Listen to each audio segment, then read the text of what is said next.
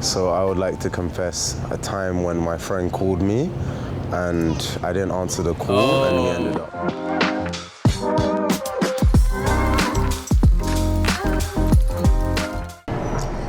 It would almost be like a journey for them.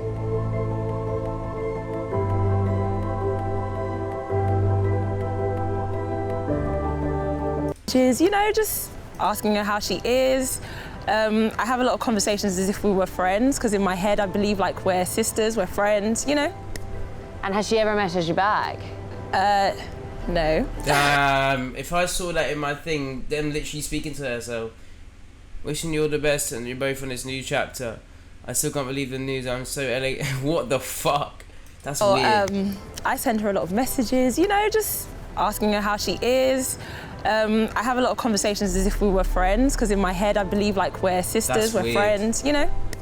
And has she ever messaged you back? No.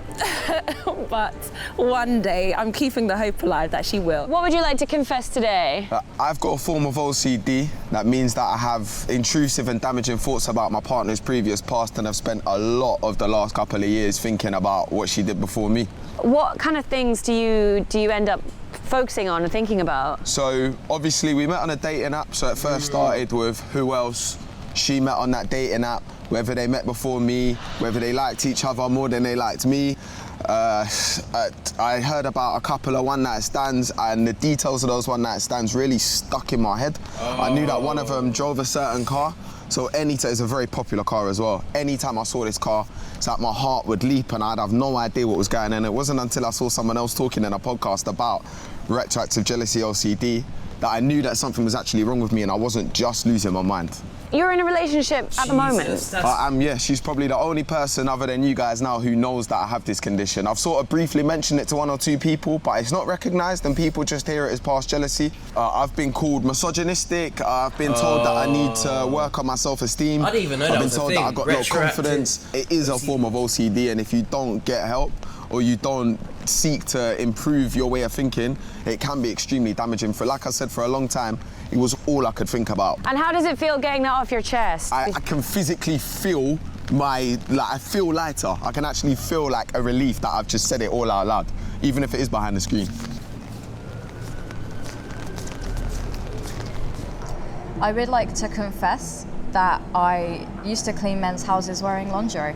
Usually about 20 minutes in, I would then take off the lingerie. So that would be part of the service, and it would almost be like a journey for them, something to look forward to, you know, so I didn't start out like boom, naked. That was the service that they were paying for? Yeah.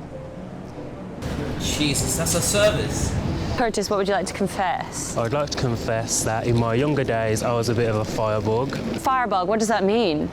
Firebug basically means set fire to things that you probably shouldn't do. What kind of things would you set fire to? Paper, my quill, basically anything I could get my hands on that I thought would cause a big fire. I used to set fire to things I shouldn't have, which led to my mum removing flammable things from the house. Then I started setting fire to toilet roll. But because that set fire a lot quicker than paper, I panicked and I threw it at my sister and set her coat on fire.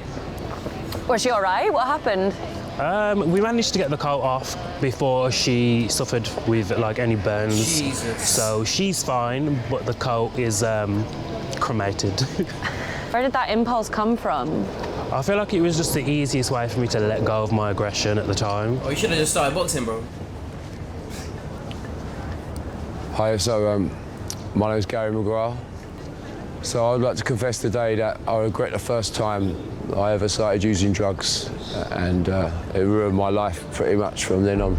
So when did you start taking drugs, Gary? I started taking drugs when I was about 14. Started off just smoking weed, and then I did work experience in a restaurant, and I went full-time in the restaurant. I left home at 15 and went full-time in the restaurant, and I was using a lot of speed. When I was 18, moved to London to work in a different restaurant, and the cocaine just kind of came along and overtook everything. So yeah, it was cocaine really that started ruining my life more than anything else. Ruined a lot of relationships. Eventually I started becoming unreliable at work because I wasn't sleeping, I was going to work on drugs. Me and my fiancée split up, and I thought the best thing I could do was to get out of London because I was killing myself with coke, and I moved to Tenerife for 6 months.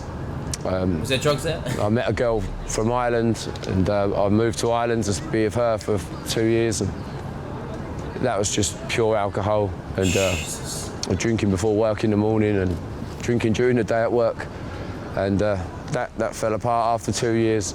I was estranged from my son for many years, so I decided to come back to London, and I became homeless. So you're clean now? How are things going? Today, I feel okay, I feel good.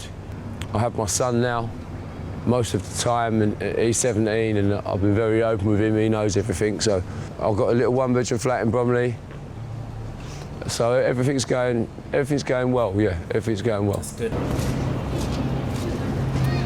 So I would like to confess a time when my friend called me and I didn't answer the call and he ended up committing suicide. Initially when it happened, I actually thought that it was my fault. Like maybe if I would have answered the phone call, I could have, you know, convinced him not to go through. I didn't know he was at such a low point. But now it's just, I just keep on thinking back to it and just hoping that his family's okay. What does it feel like talking about that? In one way, it reminds me of it. Like I'm kind of watching it in my head, but there's some sort of relief because I'm expressing myself. So since I'm expressing myself and I'm letting it out, for example, that was not your fault. It's like smoking, you're letting the smoke out. So as you're talking about it, you're not keeping it bottled up inside, you're letting it out. So it won't be on your mind a lot, so you won't dwell on it. It's a bit of a weird one, but when I was younger, I used to drown snails. Do you feel bad about it now? I feel bad about it now because I shouldn't have been doing that as a child, or an adult shouldn't do that either.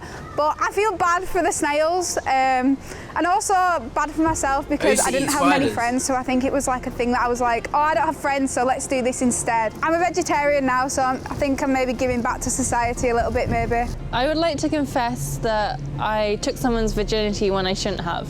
So what do you mean? What happened? When I was abroad traveling, I was in a country and where I met this guy where, according to his religion and culture, it was strictly against having sex before marriage. But we managed to sneak into his family home together and have sex anyway, and I took his virginity. The morning after, how did he feel? He felt like he had a really great time, but he also felt really bad, like he'd committed a sin against his religion. Do you regret it, looking back? I don't regret it because I had a great time, but I wish I hadn't caused someone else pain. He said he had a good time as well.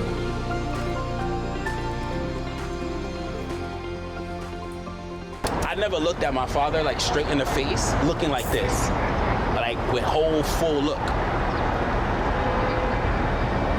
How does that make you feel? I feel like maybe he thinks I was a mistake. That's crazy. Because you're supposed to love your kid. You can't assume, like, you need to speak to him before you think that. I can't lie. You need to speak to your father before you think. You can't just assume that he thinks you're a mistake. That's deep, bro.